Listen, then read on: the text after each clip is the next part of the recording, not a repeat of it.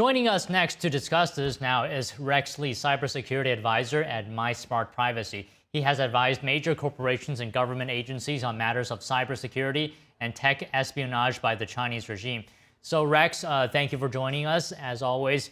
Can I just get your general thoughts based on what you heard Secretary Rubio just said? Well, there seems to be this debate that there's been different narratives. We think they have nuclear weapons, we think they don't. Israel was going to attack them, so we needed to attack them beforehand.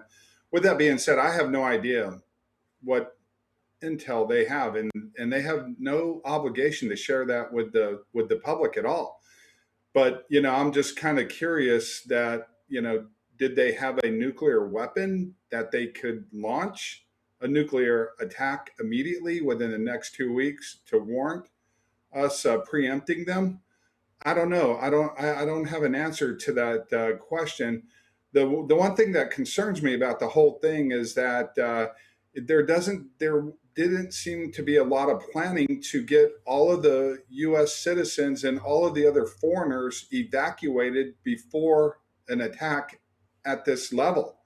And now you have hundreds of thousands, if not over a million people, including Europeans and Americans and foreigners all over the world, that are trapped in the middle in the crossfire with no place to go. They can't go to the consulates or the embassies because they're under attack. So you have a large populace that have been caught in the middle of this.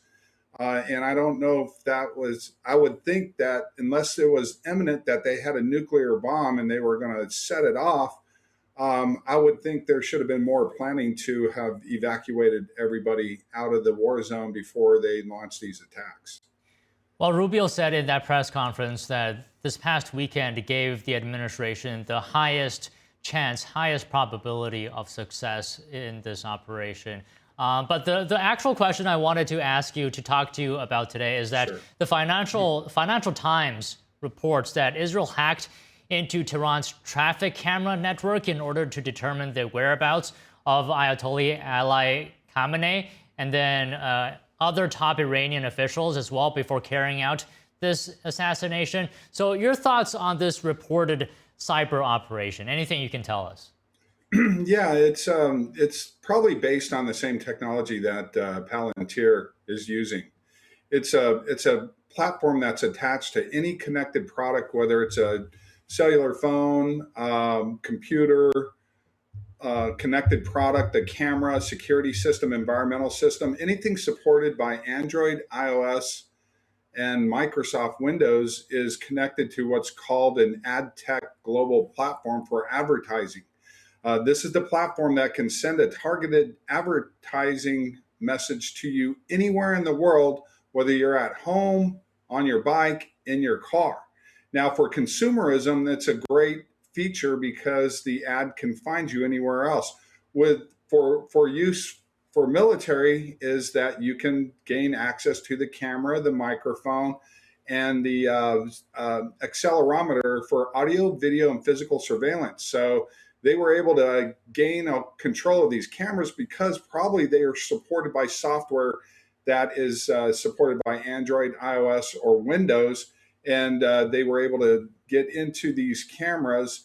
And because of all of the facial recognition, a lot of people don't know this, but for well over 10 years, maybe 15 years since Android, iOS, and Windows operating systems hit the market, these tech companies were already making what are called identifiable digital DNA profiles of each user. So all of your data rolls up into there, including your biometric data.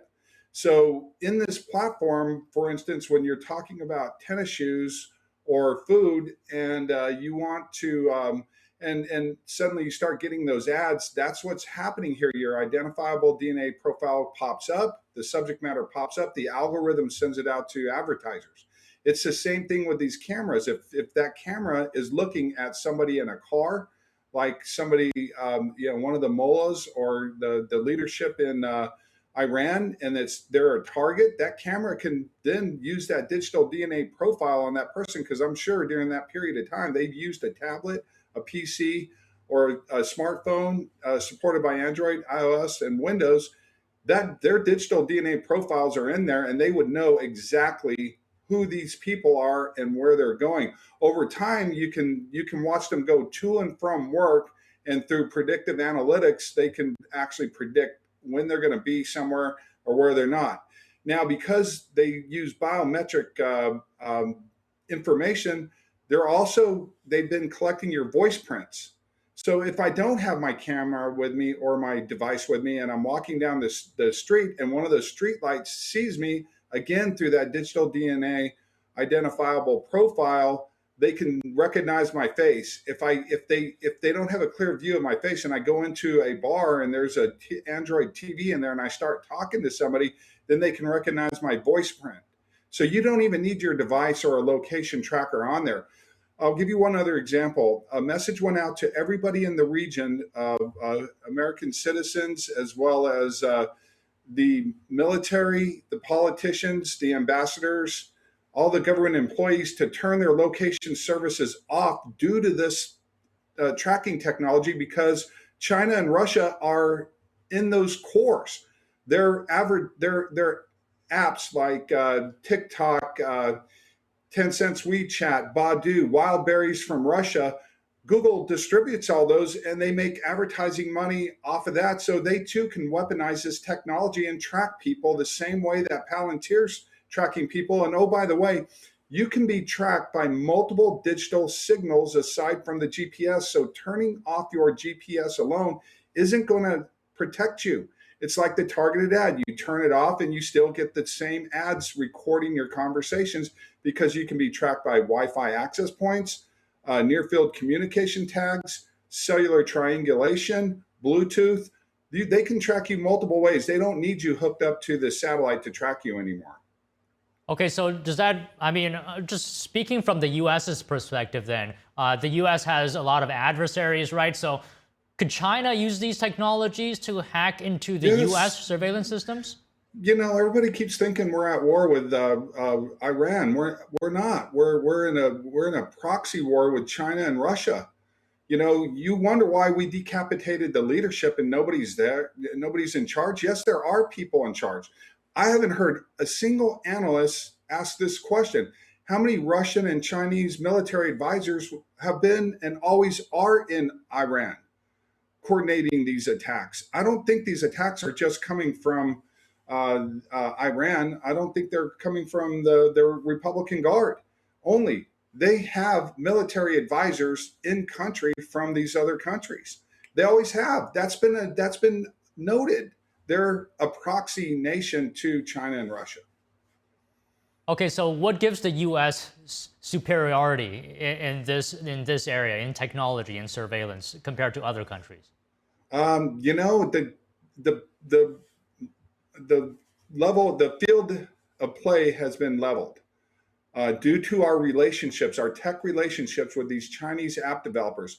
In the United States today, we have a law called the Protecting Americans from Foreign Adversarial Controlled Applications, which was upheld by the Supreme Court last year, banning Chinese and Russian apps from our phones and our computers. Yet today, they are not enforcing that law because of relationships with companies like ByteDance, Tencent, Baidu. They're making, if not hundreds of billions, trillions in targeted advertising.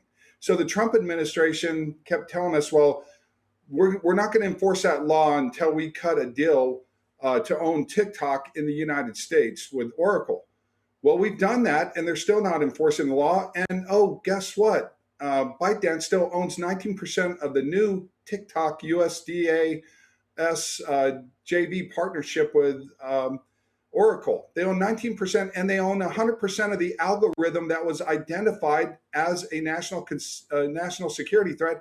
And ByteDance puts that in all of their other apps and platforms, including their social media platform, Lemonade, that Google, Apple, and Microsoft continue to distribute here in the United States.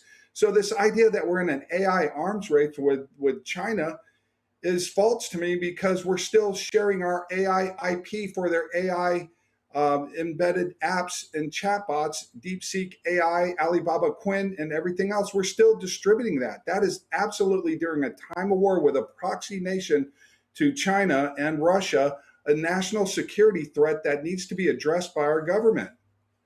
Okay, those are great points, Rex. I just have one more question here. China's surveillance state is, I would say, I mean, maybe you don't agree with this, maybe you do. It's more superior than the US's, or that there's more cameras in China monitoring its citizens. So if that is the case, Rex, could the US did what Israel did to Iran, that if the situation arises, could the US use China's surveillance state against it? No, no, they can't actually, because of China's civil military fusion program. However, I would disagree with you that the average American has 2 or 3 hot cameras around them all day between their tablet PC, their smart TV, their computer, their car, when they go to work, using their PCs at work. We have smart street lights now with cameras on them.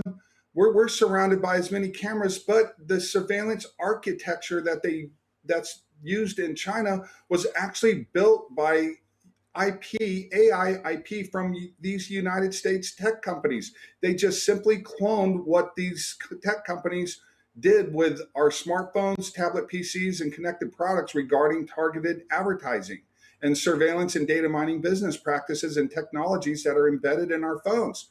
It's an exact replica built on our own IP, and U.S. companies made billions, if not trillions, of dollars in profits um, as long as they're doing business in China and allowing the U.S. government is allowing these same tech companies to distribute Chinese surveillance and data mining apps, AI infused products, chatbots all over the world, including Russia's as well. So this needs to be addressed by the United States of America, our government, immediately. And I just wrote a report based on threats posed by civil military fusion programs that I submitted to the NSA, DHS, S&T, the FCC, and other agencies that had asked me to author this report. And I've already sent it to the government. As a matter of fact, I've been doing that all day. I've been going back and forth with people from these agencies all day.